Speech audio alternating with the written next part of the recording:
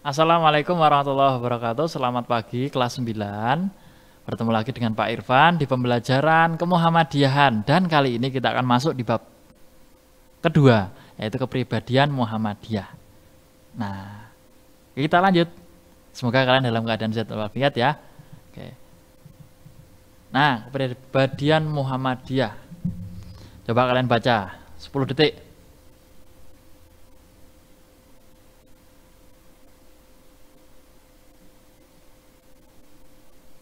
Baik, kepribadian Muhammadiyah adalah sifat hakiki dalam Muhammadiyah yang membedakan Muhammadiyah dengan organisasi yang lain. Jadi kepribadian itu adalah sesuatu yang menggambarkan ciri.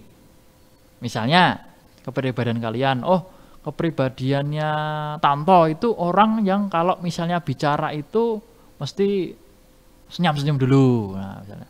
Ada yang satunya lagi, misalnya Bono. Kalau dia tuh kalau belajar, kalau bicara suaranya keras. Nah, itu adalah contoh kepribadian. Jadi sifatnya tidak sama antara satu dengan yang lain. Maka ini kepribadian Muhammadiyah adalah sifat yang membedakan Muhammadiyah dengan yang lain.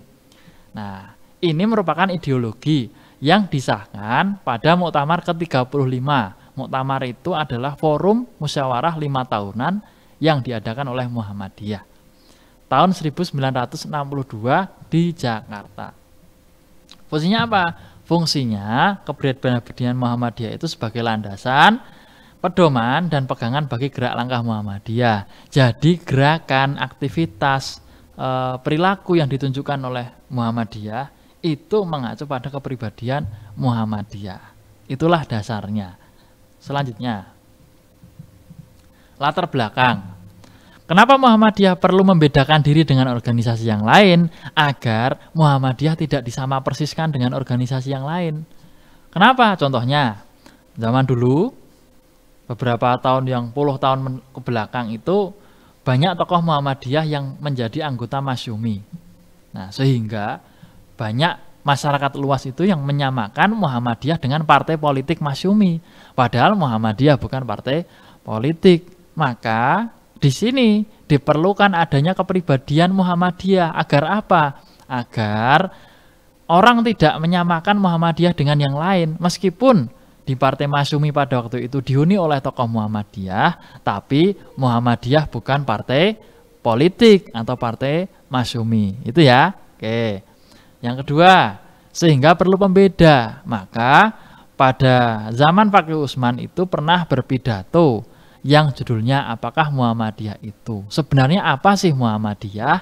Nah, mulai dari itu maka dicetuslah ide untuk merumuskan kepribadian Muhammadiyah.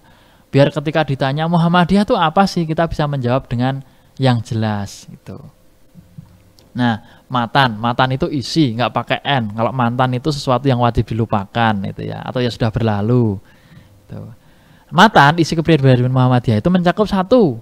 Muhammadiyah itu apa? Muhammadiyah itu ya bisa dimaknai sebagai persyarikatan, bisa dimaknai sebagai organisasi. Kenapa dimaknai sebagai persyarikatan? Karena ia bukan mazhab atau aliran dalam Islam. Contoh kalian dengar ada mazhab Syafi'i, mazhab Hambali, mazhab Hanafi, mazhab Maliki, itu yang terkenal ya di pelajaran fikih itu ya. Nah, itu bukan mazhab, bukan aliran Muhammadiyah itu. Gitu ya. Dan Muhammadiyah sebagai gerakan Islam. Maksudnya apa? Muhammadiyah sebagai sarana untuk mendakwakan Islam atau memiliki semangat untuk dakwah Islam. Itulah Muhammadiyah sebagai gerakan dakwah. Sasaran dakwahnya ada 2 bidang, perseorangan dan masyarakat. Perseorangan itu dibagi menjadi 2, yaitu umat ijabah dan umat dakwah. Umat ijabah itu orang yang sudah masuk Islam, umat dakwah itu orang masyarakat luas yang tidak hanya mencakup Islam. Jadi umat yang belum Islam itu juga menjadi sasaran dakwahnya Muhammadiyah. Atau umat dakwah itu umat yang belum Islam. Kenapa belum, Pak? Ya barangkali kita doakan mendapat hidayah untuk masuk Islam.